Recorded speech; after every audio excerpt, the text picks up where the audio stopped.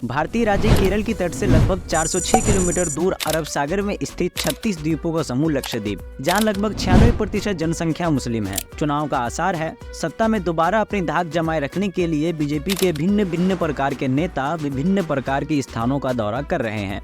वहीं इसी बीच हमारे प्रिय प्रधानमंत्री श्री नरेंद्र मोदी ने अपने लश्कर समेत लक्षद्वीप में अपनी सवारी उतारी और वही पुराना अंदाज और उसी अंदाज और तेज के साथ अपनी तस्वीर अपने एक्स पर अपलोड किया, उधर नहीं इधर।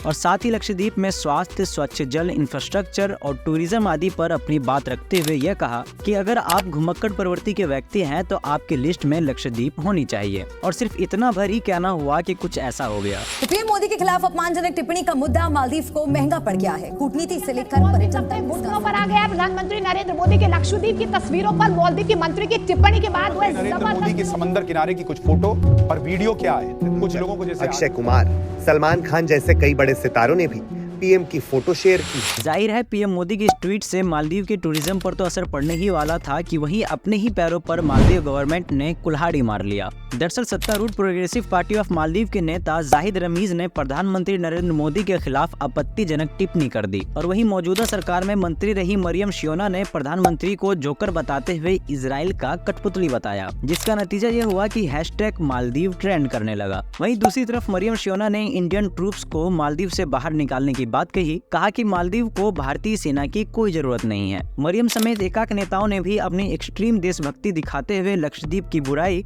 और भारत को खड़ी खोटी सुनाने में कोई कसर नहीं छोड़ा। अब चूंकि देशभक्ति का मामला था, इसलिए कभी आंतरिक मामलों में चू तक नहीं बोलने वाले मालदीव पसंद बॉलीवुड स्टारों ने भी अपनी चुप्पी तोड़ी और सलमान खान, अक्षय कुमार, कंगना रनावत, जॉन इब्राहिम और पूर्व क्रिकेटर सचिन तेंदुलकर समेत बहुत सारे लोगों ने बॉयकॉट मालदीव में अपनी टिप्पणी दी और वही मालदीव पसंद व्यक्तियों ने लक्षद्वीप जाने का आह्वान भी किया।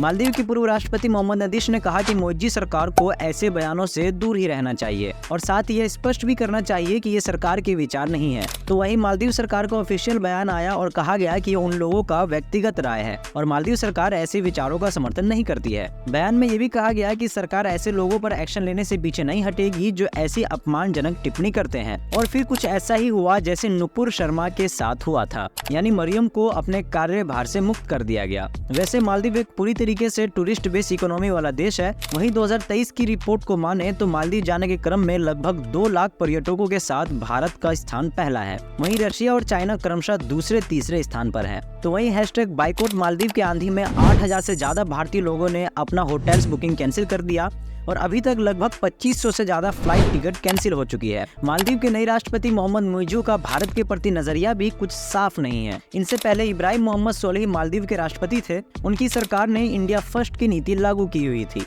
तो वही राष्ट्रपति मुइज़ू इंडिया आउट का नारा देकर चुनाव में उतरे और जीत भी हासिल की। और उनका ये जुमला केवल चुनावी नारा नहीं रहा, बल्कि ये नारा हकीकत के बेहद करीब रहा, क्योंकि इन्होंने अपनी इंडिया आउट की नीति पर अमल करते हुए अपनी नजदीकी चाइना और तुर्की की तरफ दिखाई है। खैर, इन कंट्रोवर्सी में मालदीव गवर्नमेंट ने अपनी न्यूट्रल स्थिति दिखाने की कोशिश तो की है, लेकिन इस विवाद ने एक अलग ही रूप ले लिया है। अब बात देश प्रेम की आ चुकी है और इस देश प्रेम की साए तले दबकर मालदीव को कितना नुकसान होने वाला है ये तो वक्त ही बताएगा। इस विवाद पर आपकी क्या राय है, कमेंट में जरूर बताएं।